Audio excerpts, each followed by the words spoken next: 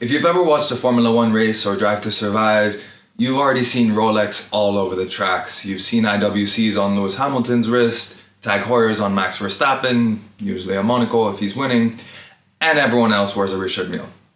But where's Omega in all this?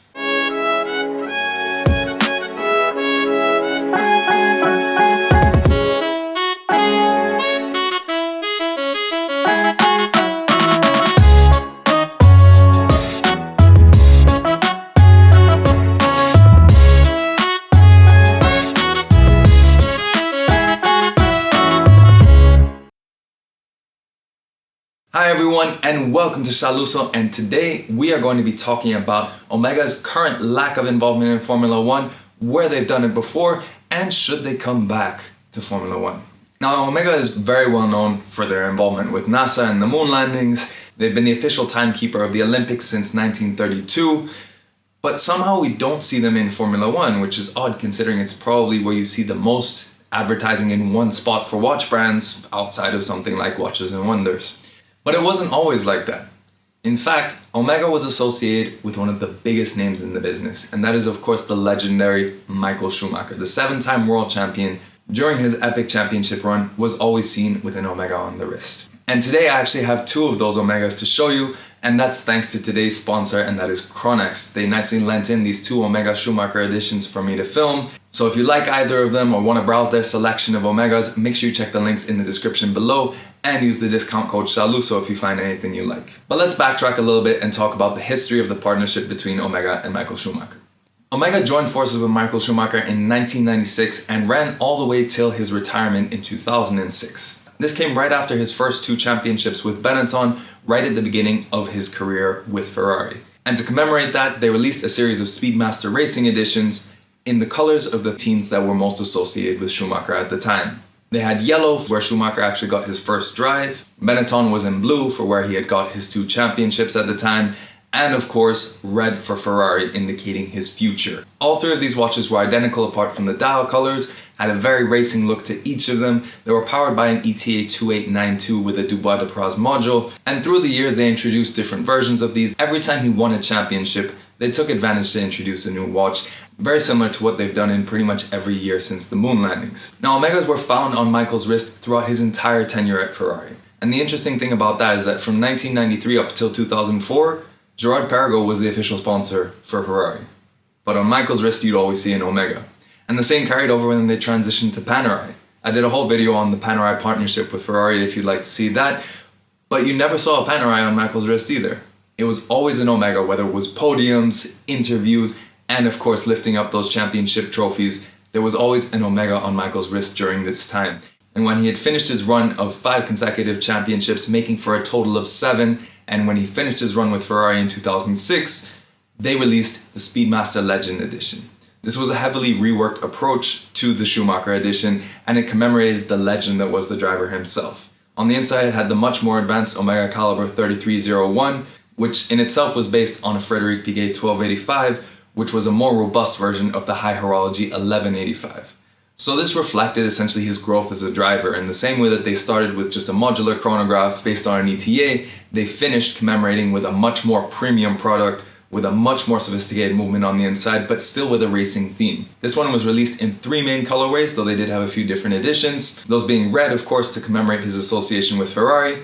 They had an inverse panda version, and they had another one which was quite interesting, which was sort of a Paul Newman vibe, which had an off-white dial as well as black sub-dials, almost as a little nod to Rolex, but a little bit of a brag that they were the ones associated with the best driver of the time. Now, unfortunately, after that, Omega sort of fell off the F1 grid. Michael Schumacher retired. When he came back to Mercedes-AMG, he came back with an AP on his wrist. So then that begs the question, if they were to come back, who should they come back with? One of the first logical options would be a team like Aston Martin.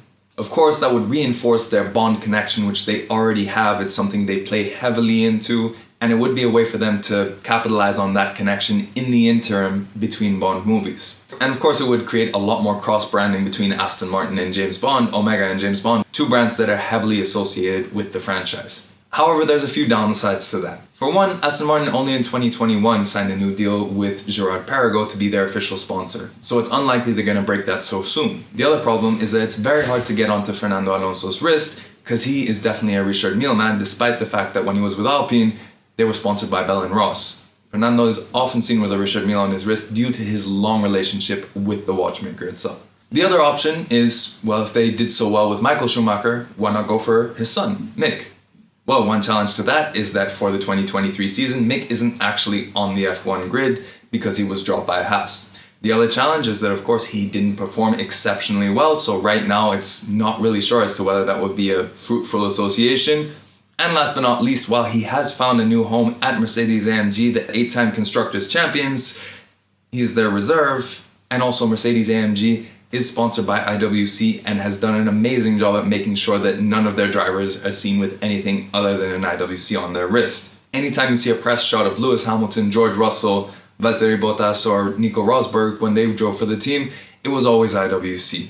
They're very, very strict about that partnership and they've really embraced it. And you can see that Lewis is also very invested in being a brand ambassador for IWC as well. So it's unlikely that they'd be able to convince Mercedes to let Mick race with an Omega. The last option, and in my view the more likely one, is to go for Sauber. Now this may sound stupid at the beginning because Sauber is largely a backmarker team. On a good day they're in the midfield. However, the changes that are happening in F1 are the reason why I think this would be a great partnership. Audi is set to take over the Sauber team in 2026, and they're currently dropping their Alfa Romeo sponsorship. This is very important for a few reasons. Audi will of course bring a lot of big backing to the team, which means they have the potential to succeed, and they also currently have Formula One's only Chinese driver in Guan Yu Zhou. Omega of course has a huge presence in Asia and China specifically, so therefore it makes a lot of sense for them marketing-wise to associate themselves with the only Chinese F1 driver.